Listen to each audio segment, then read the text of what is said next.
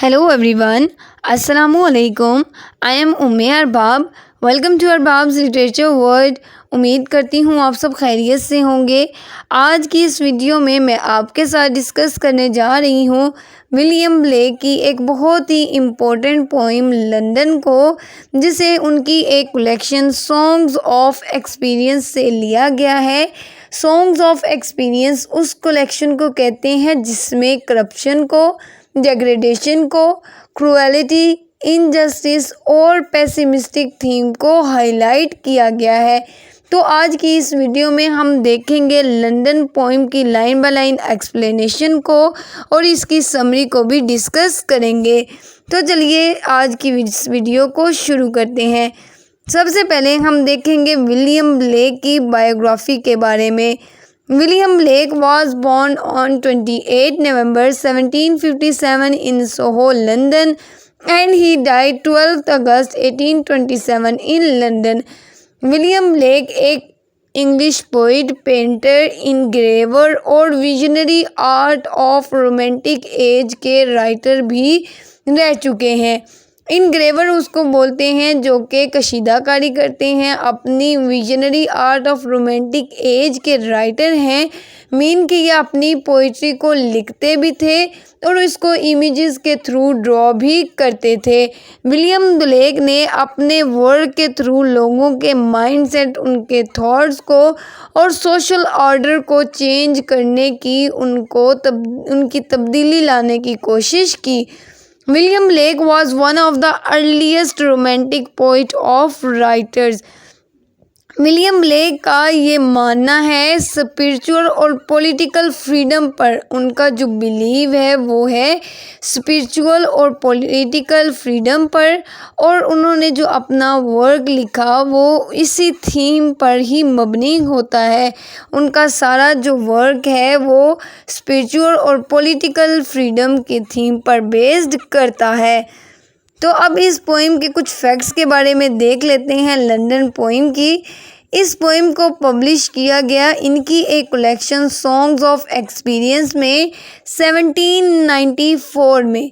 ये poem 16 lines poem है जिसको 4 क्वार्ट्रेन्स में डिवाइड किया गया है, यानी कि 4 स्टैंजा में डिवाइड किया गया है. इसकी राइमिंग स्कीम हर क्वार्ट्रेन की ए बी है. और थीम की बात करें तो इसका थीम लैक ऑफ फ्रीडम है, ऑपरेशन ऑफ अर्बन लाइफ है. इस पोइम में बेसिकली सोसाइटी में जो क्रुएलिटी, करप्शन, इनजस्टिस हो रही थी उस टाइम पीरियड में, लंदन में चर्च में जो करप्शन हो रही थी, ब्रिटेन जो मोनार्की थी उसकी जो सिचुएशन थी उसको हाईलाइट किया गया है. बेसिकली पोइट ने क्रिटिसाइज़ किया है इस पोइम के अंदर सोसाइटी को, पॉलिटिकल इश्यूज़ को और स्पिरिचुअल यानी कि चर्च को भी उन्होंने क्रिटिसाइज़ किया है. इस पोइम में 18th सेंचुरी की जो लंदन की पिक्चर दिखाई गई है, ये पोइम फ्रेंच रेवोल्यूशन के टाइम पीरियड के बाद लिखी गई थी, जिसमें दिखाया गया है कि कैसे रूलिंग क्लास की क्या कंडीशन थी, कैसे वो जो लोअर क्लास के जो पीपल थे, पुअर क्लास के लोग थे, उनकी पॉवर्टी को दिखाया गया है. कैसे रूलिंग जो पीपल थे, जो इलीट क्लास के पीपल थे, वो गरीब लोगों पर हुकूमत करते थे, उन पर जुल्म करते थे, और जो पुअर पीपल थे, जो पुअर क्लास के लोग थे, वो पॉवर्टी की ज़िंदगी गुजार रहे थे. अब जो रूलिंग क्लास थी वो कैसे उनको एक्सप्लॉइट कर रही थी. इसके साथ साथ ये भी दिखाया गया है कि लंदन का सोफिस्टिकेटेड एटमॉस्फेयर हो चुका था, और इस पोइम में हर उस चीज़ को क्रिटिसाइज़ किया गया है जो ह्यूमन काइंड से रिलेटेड है. और इस पोइम में दिखाया गया है कि जो ह्यूमन काइंड है वो फेल हो चुकी है. Freedom based life, love based life और जॉय बेस्ड सोसाइटी बनाने में एक ह्यूमन काइंड जो है वो फेल हो चुकी है. फर्दर इस पोइम में ये भी दिखाया गया है कि जो इंसानियत है वो खुदा से अपना ताल्लुक़ बनाने में भी फेल हो चुकी है. नेक्स्ट, इस पोइम की जो टोन है वो डेस्परेट यूज़ की गई है, यानी कि मायूस कुन इसकी टोन है. क्लोस्ट्रोफोबिक इसकी टोन है, क्रिटिकल टोन यूज़ की गई है। मीटर में आयम्बिक टेट्रामीटर यूज़ किया गया है। लिटरेरी डिवाइसेस और पोएट्री डिवाइसेस की बात की जाए तो इसमें alliteration, anaphora, allusion, metaphor, oxymoron, polyptoton, refrain और सिम्बोलिज्म यूज़ किया गया है। इस वीडियो के एंड पे मैं आपको बताऊंगी कि कहाँ कहाँ इस पोइम में लिटरेरी डिवाइसेस को यूज़ किया गया है। तो वीडियो के एंड तक देखिएगा और लिटरेरी डिवाइसेस को भी समझिएगा। नेक्स्ट अब हम देखते हैं इस पोइम का जो मेन आइडिया है उसके बारे में। पोइम बेसिकली पोर्ट्रे कर रही है 18th सेंचुरी के लंदन के बारे में, उसकी हार्श रियलिटीज़ के बारे में और जो पुअर पीपल थे उनकी लाइफ के बारे में कि कैसे वो पॉवर्टी की लाइफ गुजारते हैं।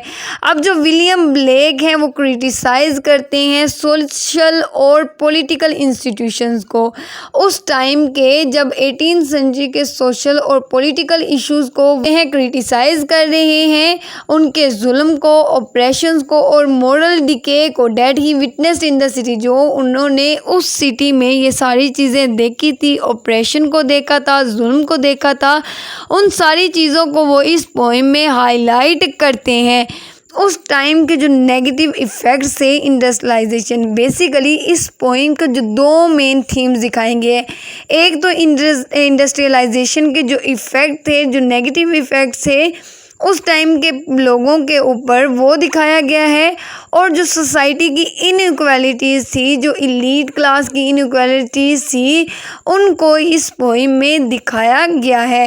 तो इस पोइम में बेसिकली दो थीम्स को ही याद रखिएगा, एक तो इंडस्ट्रियलाइजेशन और एक सोसाइटल इनइक्वालिटीज़ को इस पोइम में दिखाया गया है। In London by William Blake, the narrator of the poem describes a walk through the city of London. It's a poem from 1794, so it's not the London we think of today, but the London of King George III. The narrator walks through the streets near the River Thames and notices how everyone he sees looks sad and troubled. The cry of a man, the cry of a child, and every voice he hears make him realise that people are held captive mentally as well as physically. The poem suggests that this suffering is caused by those in power, the church, landowners, the monarchy and the government. Poem जो है वो explore करती है dark और oppressive aspects of life in London, जो उस time के dark period चल रहा था, जो डार्क लाइफ चल रही थी उस टाइम में, उन चीज़ों को दिखाया गया, उन एस्पेक्ट्स को दिखाया गया है during the 18th century. Highlights कर रहे हैं थीम्स को, सोशल और पॉलिटिकल अनरेस्ट, पॉवर्टी, वही उन चीज़ों को, एक तो सोसाइटी को और एक पॉलिटिकल पॉवर्टी को। और एक और जो मेन इम्पोर्टेंट इन पोइम में आता है वो ये है कि इसमें जो बच्चों की इनोसेंस है, उनकी जो मासूमियत है, उनको भी ख़त्म होते हुए देखा जाएगा इस लंदन पोइम में।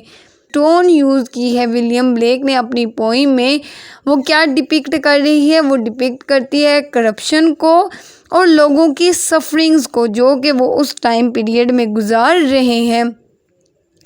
नेक्स्ट इसमें आते हैं इसके थीम्स के बारे में। इसमें जो मेन थीम है वो इंडस्ट्रियलाइजेशन, जो इफ़ेक्ट है इंडस्ट्रियलाइजेशन का उसको दिखाया गया है।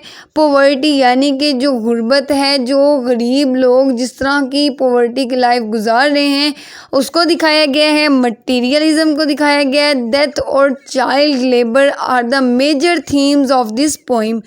He discusses how the city is plagued with sickness, poverty and moral corruption. जो सिटी है वो किन चीज़ों से प्लग्ड हो चुकी है, किन चीज़ों से बीमार हो चुकी है, पॉवर्टी से और मोरल करप्शन की वजह से। He comments on how the church walls are covered with blood due to wars. और इसमें ये दिखाया गया है, इस चीज़ पर कमेंट किया गया है कि जो चर्च की वॉल्स है ना, वो क्या है, वो खून से भरी पड़ी हैं, क्योंकि उस टाइम में वार्स बहुत ज़्यादा हुई थी। अब इसकी एक एग्ज़ाम्पल हम देख लेते हैं। लिटरेचर में हमने एक नावल पढ़ा, अ टेल ऑफ टू सिटीज़। उस टेल ऑफ टू सिटीज़ में भी फ्रेंच रेवोल्यूशन को दिखाया गया है। फ्रेंच रिवॉल्यूशन बेसिकली क्या था? पहले एक एलीट क्लास जो है वो लोगों पर जुल्म कर रही थी, उनका ही राज था। गरीब लोग जो थे वो सिर्फ उनके अंडर काम कर रहे थे, उनकी जुल्म और ज़्यादती को बर्दाश्त कर रहे थे। After the French revolution period आया, लोगों ने, जो गरीब लोग थे, उन्होंने सारी एलीट क्लास को मर्डर करना उनको शुरू कर दिया और इस तरह ये सारी चीज़ें मैनेज की गई। He also tells us how upper class tormented the working people including children। और इस पोइम में ये दिखाया गया है कि कैसे जो अपर क्लास थी वो जो लोअर क्लास के लोग थे यानी कि बच्चों पर भी जुल्म और ज़्यादती करते थे। Now moving on towards London की हिस्ट्री के बारे में हम बात करेंगे थोड़ी सी।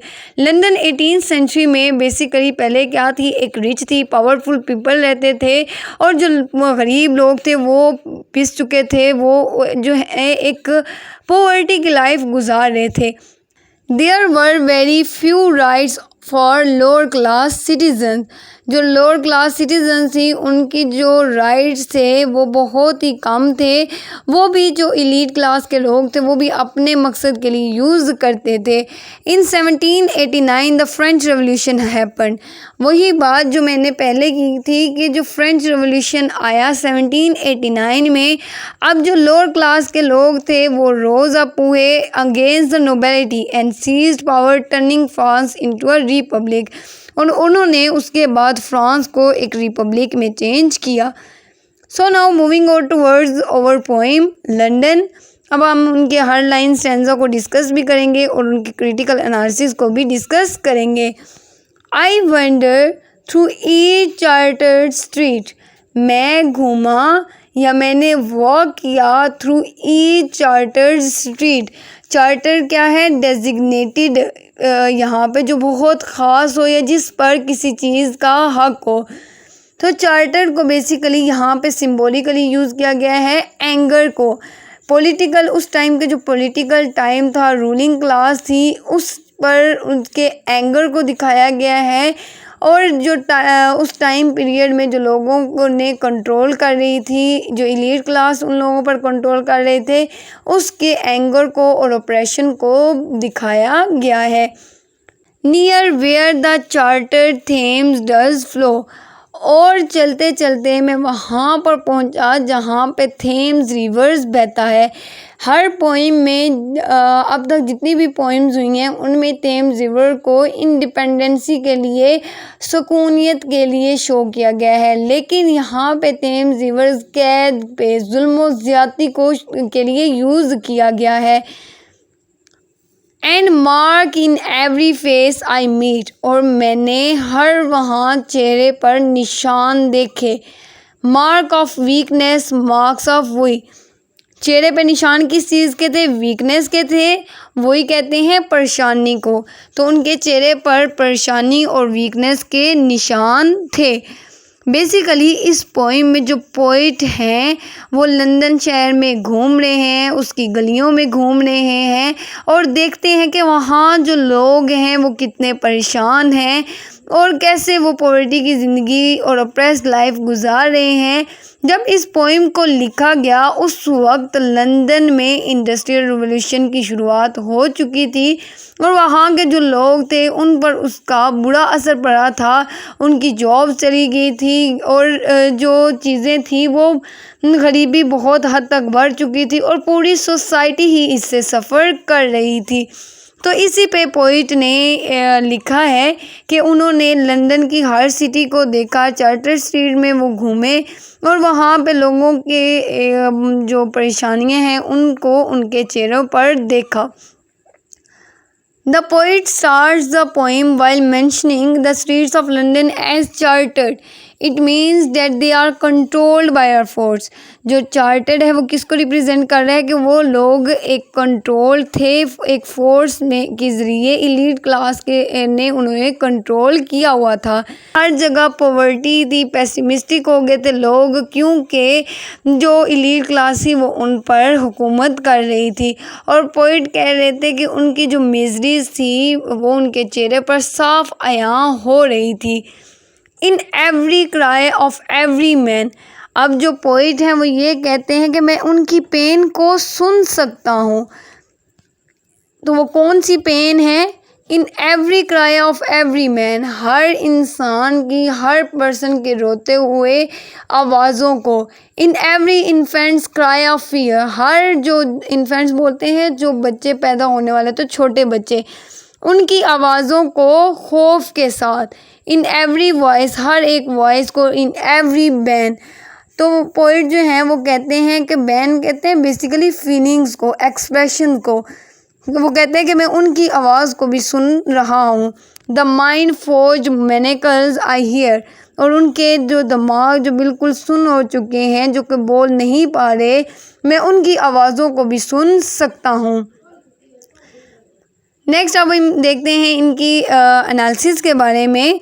He describes the further miserable condition, जो पोइट हैं वो इसकी ह्यूमन काइंड की मिजरेबल कंडीशन को बताते हैं, और इसमें इमेजिनरी के तौर पर मिडनाइट स्ट्रीट को यूज़ किया गया है कि हर एक पर्सन जो है वो पेन का शिकार है, और इसमें दिखाया गया है कि जो पेन है, he talks about the inner pain, जो लोग हैं उनकी इनर पेन को इसमें दिखाया गया है। Everyone has fear, the children, the infants and the women. हर एक जो है वो डर से, खौफ में मुब्तला है। How the chimney sweepers cry, कैसे चिमनी स्वीपर्स रोते हैं, क्राई करते हैं। चिमनी स्वीपर कौन होते हैं? जो छोटे बच्चे होते हैं, क्योंकि छोटे बच्चे ही चिमनीज़ को साफ़ करते हैं, बड़े बच्चे को चिमनीज़ के लिए साफ़ के लिए रखा नहीं गया होता।